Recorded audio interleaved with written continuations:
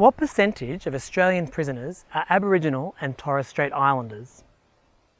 I'm Michael Sollis, Director of the Griffyn Ensemble, and Yuan composer Brenda Gifford was inspired by this question and her own experiences to compose Breath for Us, where she worked with poet Melinda Smith and text from Australian Parliament in Songs from a Stolen Senate.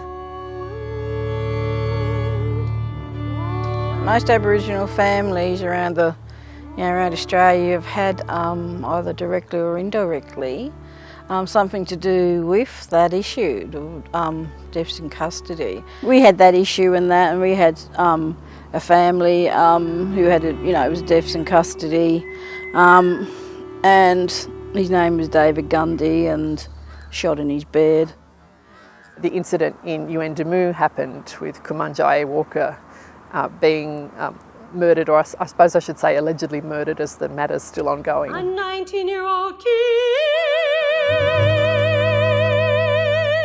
And so a lot of the words that were spoken about that ended up making their way into Brenda's piece, particularly Northern Territory Senator Malarndirri McCarthy.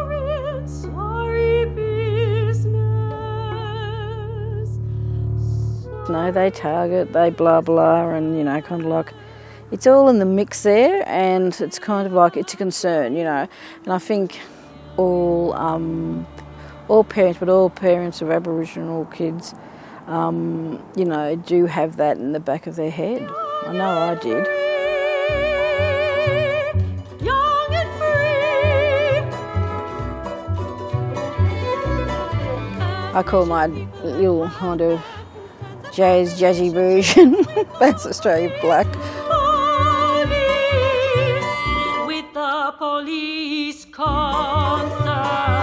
We're 3% of the Australian population, but represent up to 33% of the Australian prison population. So that kind of, you actually stop, think about that statistic.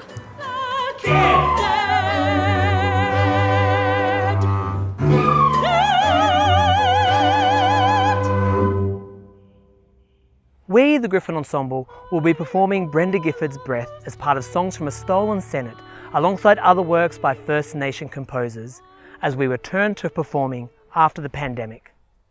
Please consider sharing this video and subscribe, as we will be sharing more such stories in future videos to come. Paying respect to the traditional Ngunnawal custodians on the land in which I'm speaking on. We'll see you next time.